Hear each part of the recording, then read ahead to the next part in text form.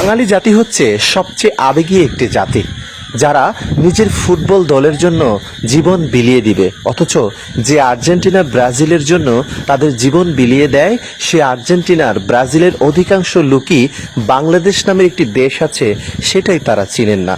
এই বাঙালি জাতি নিজের স্ত্রী সন্তান বউ বাচ্চা ভাত কাপড় পায় না, অথচ কাজকর্ম ফেলে দিয়ে খেলার পেছনে ছুটছে। খেলা না দেখলে যেন পেটের ভাত হজমই হয় না। তবে খেলা দেখবে ভালো কথা, কিন্তু খেলার দলকে সাপোর্ট করাকে কেন্দ্র করে কেন সংঘাত, মারামারি, হানাহানি আর ভাঙচুরের ঘটনা? এমন ঘটনা ঘটেছে টাঙ্গাইলের দেলদুয়ারে।